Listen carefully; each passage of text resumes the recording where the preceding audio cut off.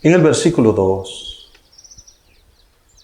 habla de la gracia y paz a vosotros de Dios nuestro Padre y del Señor Jesucristo. La gracia no es más que los favores que Dios hace sin exigirnos cosa. Así es la gracia. Es lo que Él hace sin que esté obligado a hacerlo. Y la paz es una relación sin hostilidad. Hay dos palabras ahí: el favor de Dios y la ausencia de la hostilidad con Dios. Quiero darle una conclusión basado en esos dos términos que usa ahí. Mire, la paz es un resultado de la gracia de Dios. Dios nos salva y en consecuencia tenemos paz con Él. Así es la Escritura.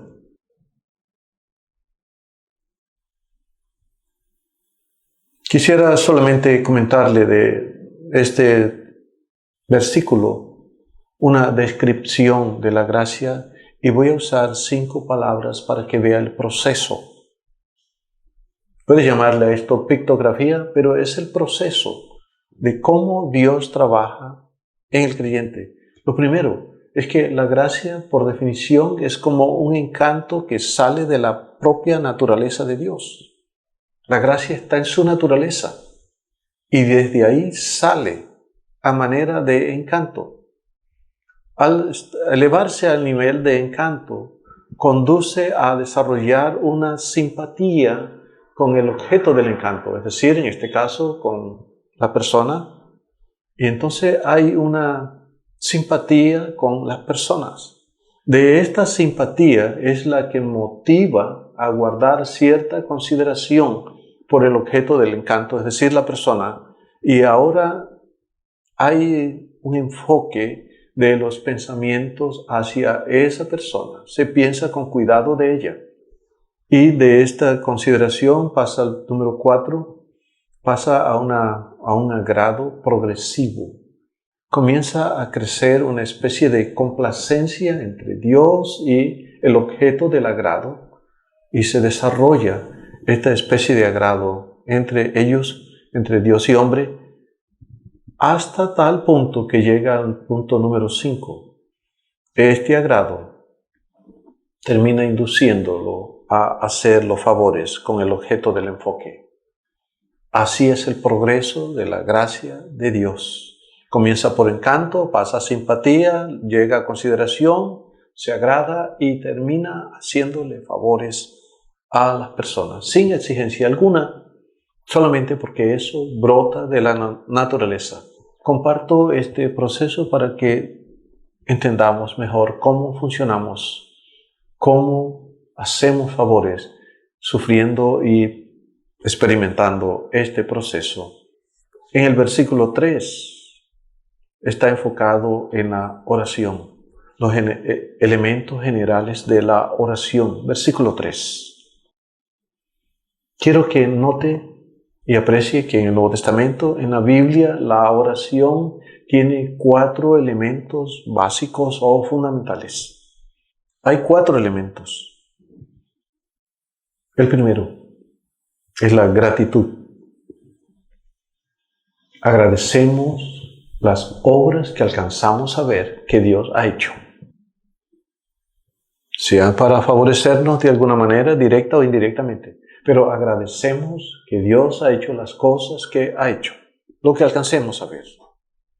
Número 2, la adoración. La adoración es hablar de lo que Dios es en su naturaleza y hace. Entonces, cuando describimos a Dios como lo que Él es y lo que Él hace, entonces estamos adorando a Dios. Tercero es la confesión. Tiene que ver con los pecados que alcanzamos a distinguir en nuestra vida diaria. Solamente confesamos los pecados que sabemos que es pecado y los que no sabemos que aún son pecado, no los podemos confesar, pero la confesión diaria es para decirle a Dios lo que hemos hecho y pensado en nuestro interior o nuestra intimidad. Y las peticiones, número 4, tiene que ver con nuestras necesidades y deseos. Todos los humanos tenemos algunas necesidades, tenemos algunos deseos, y esto es lo que alcanzamos a pedir y a percibir diariamente. Por eso pedimos.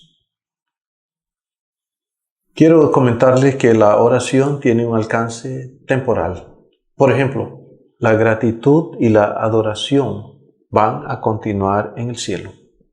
Estas dos van a continuar en el cielo. En el cielo seguiremos siendo agradecidos por lo que Dios ha hecho y describiendo lo que Dios es. Entonces, estos dos tendrán un alcance eterno, mientras que la confesión y la petición son temporales. En el cielo no habrá confesión de pecado porque nadie cometerá errores ante Dios. Nadie resultará ofendido allá, ni con Dios ni con las personas. Y tampoco pedirán a Dios cosa alguna, porque todo lo tendrán allá. No habrá necesidad de pedir nada. Habrá lo suficiente. Habrá una perfección celestial. Y un tercer aspecto que quiero compartir de la oración es esto. Mire, las oraciones tienen sus causas. La oración del creyente se debe a la gracia de Dios. Nosotros oramos porque Dios de alguna manera nos ha afectado por su gracia para que oremos. Recuerde que hay muchas personas que no oran. Hay cantidad de personas que no oran, no saben orar, no quieren orar, no se les ocurre orar porque aún no han alcanzado esta gracia que tiene la iglesia. Y segundo, las oraciones se deben a necesidades y deseos personales. Usualmente cuando tenemos necesidades intensificamos nuestra oración y cuando tenemos deseos también intensificamos nuestras oraciones. Y note en el versículo 3, dice, doy gracias. Esa es primera persona. Note que la gratitud sale del yo, motivada por el recuerdo de la memoria. Eso es como funcionamos. El yo impactado agradece a Dios porque la mente le recuerda al yo tales cosas. Entonces las oraciones están limitadas al recuerdo de la persona. Por eso no recordamos todo y no oramos por todas las cosas. Pasen al versículo 4 que sigue hablando de la oración. Y fíjense que la oración por las demás personas se debe a una necesidad que el que ora siente. Fíjense bien en el versículo, siempre en todas mis oraciones rogando. Y el verbo rogando ahí expresa la necesidad a alguien. ¿Por qué oramos por otras personas? Porque Dios nos impulsa una necesidad interna y de esta manera oramos lo que sentimos por otros. El ruego con gozo se debe a las buenas relaciones entre los creyentes. Los creyentes que tengan mala relación con otros creyentes usualmente no oran o oran contrario. Usualmente se ora por las personas que más tienen vínculos maduros con nosotros y ese es un sentir general que existe. Entonces el ruego con gozo se debe a las buenas relaciones. De ahí la importancia de tener buenas relaciones entre los creyentes. El ruego consiste en expresar la necesidad de otros creyentes a Dios. Detectamos, descubrimos qué necesidades tienen otros creyentes y entonces oramos con ese perfil y como si tuviésemos nosotros la necesidad de ellos. Y el creyente ora deseando lo que ha pensado para que se realice tal pensamiento a favor de otro. Orar en este contexto no es más que desear intensamente que la obra de Dios sea realizada y Dios le conceda lo que deseamos a esa otra persona. En el versículo 5 sigue hablando de la oración. Note que la oración es para que los creyentes se rijan por el mismo evangelio. Note la palabra comunión. Todos los creyentes debemos orar para tener un mismo buen mensaje o sano mensaje. Es decir, debemos tener algo en común entre nosotros, y eso es andar en luz. Lo común es tener un mismo mensaje bueno. Se puede afirmar que la comunión entre creyentes se debe a la espiritualidad. El versículo 6 debe estar persuadido. Ahí dice, estando persuadido, es decir, estar convencido que el Dios que comenzó la buena obra en el creyente la llevará hasta su final. Podemos concluir esto. Dios tiene un proyecto y lo va a cumplir. No solamente el macro proyecto eterno, sino el proyecto que tiene con cada creyente, con cada persona. Dios va a cumplirlo desde su comienzo hasta su final. La buena obra se debe al buen carácter de Dios. Los creyentes deben estar convencidos que Dios tiene un buen carácter para hacer las buenas obras. Y Dios cumplirá estos buenos propósitos y estas buenas obras en los creyentes y en cada uno de los creyentes. El verbo perfeccionará ahí indica llevar hasta el final.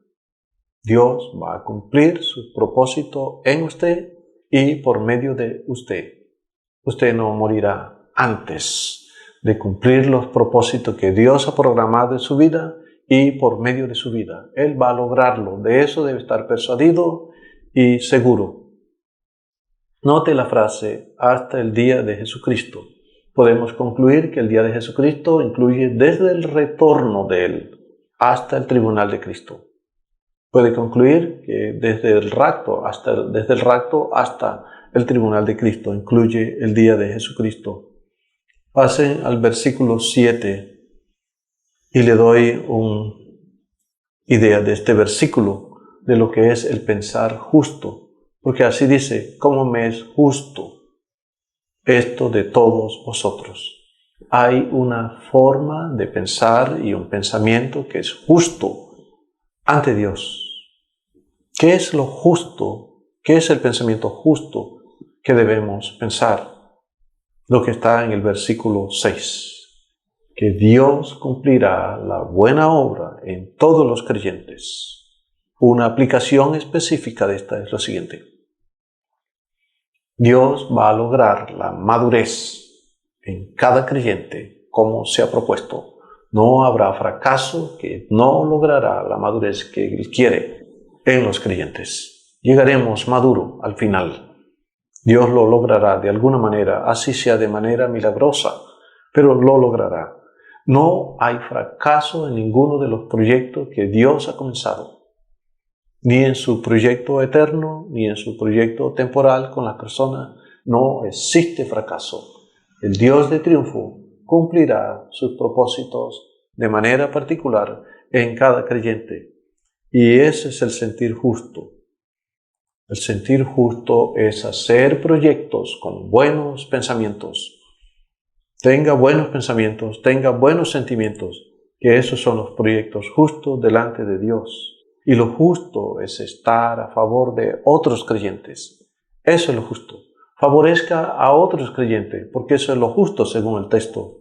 Y la causa por la cual se favorece a otros creyentes es porque los lleva en su corazón. Fíjese, las personas con las que usted tiene afinidad y relación íntima serán más favorecidos por usted. Eso es lo que describe la naturaleza del texto y la naturaleza de la vida. El corazón es la parte íntima de la persona. Favorecer a pesar de la circunstancia como lo hizo Pablo es el modelo en este texto. Aunque esté atados con cadena, él procuró estar a favor de la iglesia, estar a favor de los creyentes. Y ese es el contexto y el texto que revela este perfil. La defensa consiste en hablar lo que defienda a otros creyentes. Mire, defiende el modo de pensar de otros creyentes, que es la defensa genuina y valedera ante Dios. El pensar de ellos, especialmente de cómo piensan en cuanto al Evangelio. Entonces podemos defender creyentes piadosos, porque andan conforme al Evangelio, conforme a la regla que Dios ha establecido para con ellos. Lo justo es que todos los creyentes hablan un mismo mensaje, un mensaje que refleja la comunión entre ellos, y todos los creyentes participan de esta comunión por causa de la gracia de Dios. Es posible que todos hablamos lo mismo si estamos cobijados por la gracia de Dios y estamos influidos por esta gracia. Note en el versículo 8 que el pensar justo no teme usar a Dios como testigo. Cuando el pensamiento es justo, es conforme a la norma de Dios, la persona no tiene miedo que Dios mire sus pensamientos y, por el contrario, puede usarlo a Dios como testigo. Usar a Dios como testigo es algo muy serio porque Él ve la intimidad y la intención y los motivos que llevamos desde nuestro corazón, como indica el cómo indica la manera de expresar el amor. Fíjese que dice testigo de cómo os amo. Si dice cómo, es porque hay una manera de expresar el amor. Y el amor aquí se refiere a los deseos fuertes que se sienten por otros creyentes. Son deseos fuertes. No es la palabra concupiscencia, pero el término indica deseos fuertes. Existen maneras de expresar los deseos fuertes hacia otros creyentes. El deseo en este contexto es que un creyente quiere estar junto con otro creyente. Y de eso habla el versículo 8. Habla de lo entrañable porque se origina en la intimidad o los intestinos, la fuente interna de las emociones. No habla de apariencias emocionales y del engaño de la personalidad, sino de lo que nace y fluye desde nuestro interior producido por Dios mismo. Entonces la idea es amar de la misma manera que Jesucristo ama en ese versículo. Pasen al versículo 9 y sigue hablando de la oración. Hay que pedir en oración, donde dice pedir en oración, es dirigir los deseos a Dios. Orar no es más que dirigir nuestros deseos a Dios. Y fíjense lo que Pablo pidió. Él pidió que las decisiones de los creyentes sean en primer lugar para favorecer a otros creyentes. Esa es la oración de Pablo, que los creyentes tengan como prioridad favorecer a otros creyentes. Y estaba orando intensamente por eso. Abundar es exceder las cantidades comunes o sobresalir en algo. La idea es que la persona es más importante que las cosas. La frase indica madurar día tras día los sentimientos de favorecer a los creyentes. Esa es nuestra oración continua, que los creyentes se favorezcan entre ellos día tras día y que este favorecer, en lugar de disminuir, aumente mientras se atraviesa por el proceso de apostasía que hay en el mundo y dentro de los grupos religiosos. La abundancia y madurez debe abarcar estos dos aspectos, ciencia y conocimiento. Doy una breve idea de lo que es ciencia.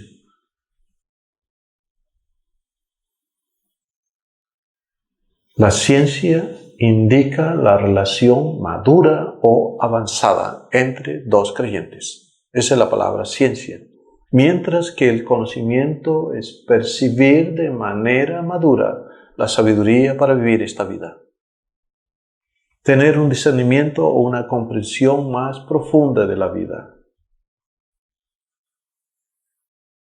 El versículo 10. El propósito del desarrollo personal. El verso 10 habla del propósito. ¿Para qué desarrollarnos? ¿Para qué crecer? Fíjense en el verbo aprobéis. Aprobar indica examinar cuidadosamente para avalar lo mejor en los demás. ¿Para qué nos desarrollamos? ¿Para qué el crecimiento bíblico? Para aprobar a otros creyentes en las cosas verdaderas y correctas.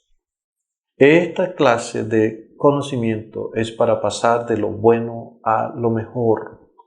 Es muy interesante porque no es para pasar de lo malo a lo bueno.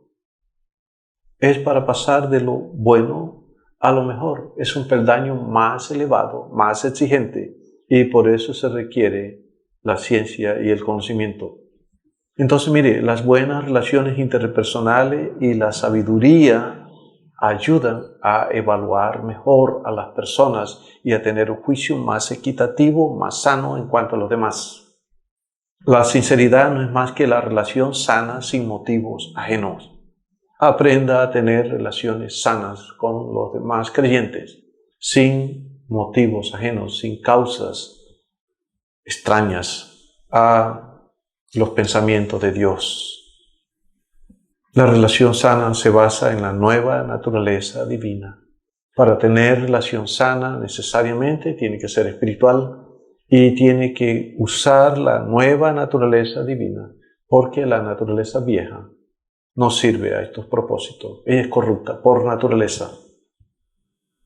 Lo irreprensible acá, dice irreprensibles, indica sin tropiezo, no ofenda las conciencias de los demás creyentes.